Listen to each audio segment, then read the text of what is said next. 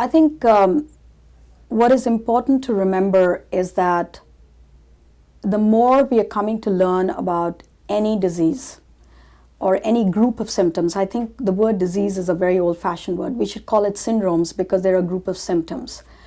And we are now veering more and more and more to the fact that there is an underlying inflammatory condition that causes these symptoms.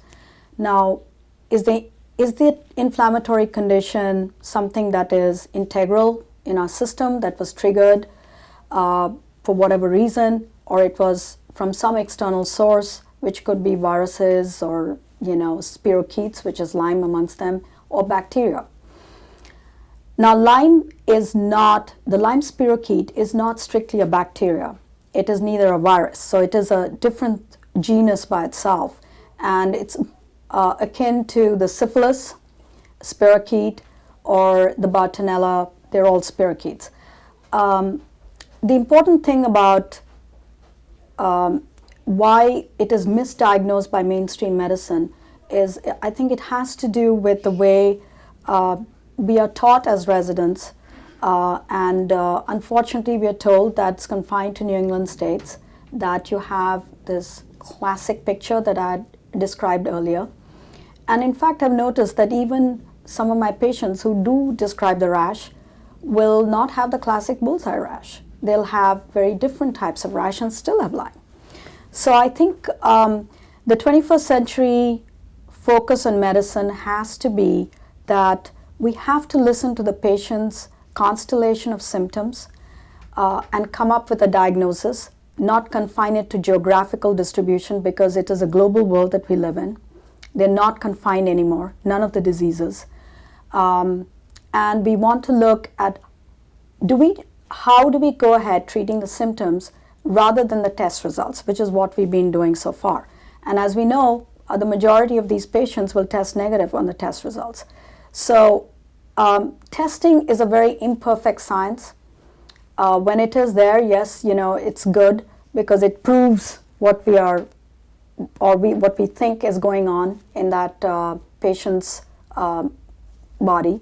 But in and of itself, it should not be the be-all and end-all of, do we give antibiotics to these patients and do we continue treatment protocols?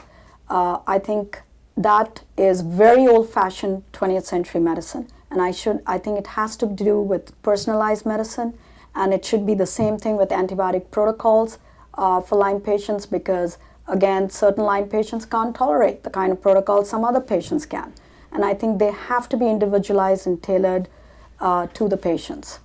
Definitely the treatment has to be for a long time. I think even in acute Lyme, most of the ILADs docs are agreeing that it shouldn't be 3-4 months. It should, go even 6 to 8 months, and be treated aggressively, so that you have less problems of recurrence later on. And in chronic patients, of course, it's indefinite till they become symptom-free.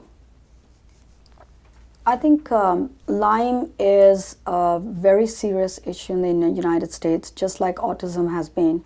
And I think, unlike autism, where I feel the parents as well as the physicians treating these autistic kids have done an amazing job of publicizing the cause of autism so that it's become well known. I think the Lyme community has not been doing as well a job, partly probably because of the reason that a lot of Lyme patients are very sick and don't have the energy to go out there to push the cause like autistic parents do. I think partly because the ILADs community is very small. They're not a large group of physicians who are trained in the treatment of this kind of chronic Lyme. And I honestly feel that it is a very, very serious infectious problem that is affecting a large swath of the population, both children and adults. And we have to definitely keep that in mind when we see a patient coming in with a lot of unexplained signs and symptoms that somehow do not gel into our typical disease diagnostic criteria. And this is something that has to be excluded every time someone comes in with these kind of chronic unexplained signs and symptoms. Certainly symptoms more than the signs. I think also it's very important to, as I've always said, and I keep repeating it, is to individualize treatment to every child. There is no cookie cutter treatment, or a cookbook formula that'll work, 10 out of 10 times with every kid. I think each child comes with their own personal differences, their own genetic makeup, and all of these variables and differences have to be kept in mind, because how they react to their treatment, how much progress they might make using these different modulations, I think is very individual. And that is why I think what we really want to really do a lot more research is into the neurobiology of the brain and the nervous system. I think if we can get a handle on it, we could get a handle on how to improve a lot of the problems that we have, as well as how to minimize a lot of the symptoms that a lot of patients have. Well, I think not all. You have some autistic kids who do very well with just routine biomedical interventions, but I think those children who have been particularly difficult to treat, no matter what you have thrown at these kids, then that is something that needs to be looked at. Certainly, it is. It's at least in my experience, it's something that should and ought to be checked out, because we want to give these children, the best chance that they have. They've got the rest of their lives in front of them, and so we need to look at every little thing that might be a causative factor in causing some of these extreme symptoms in these children.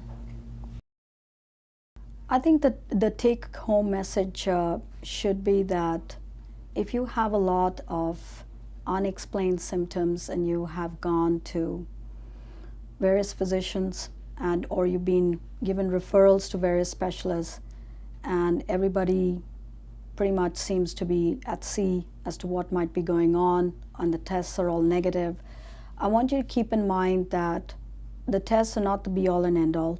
They're imperfect instruments, and that doctors, again, are human beings. We have our fallibilities, even the specialists, so we are not know-alls. We know very little, really.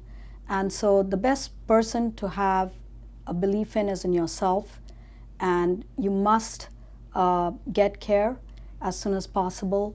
And if you've tried 2 or 3 physicians and everybody says you're fine, or you might be getting a referral to a psychiatrist because they say you're depressed or any other reason, I think the best thing is to call the ILADs and find out a good Lyme doctor who's near you, and go and at least have yourself evaluated, so that you don't end up with some serious problems further down the line.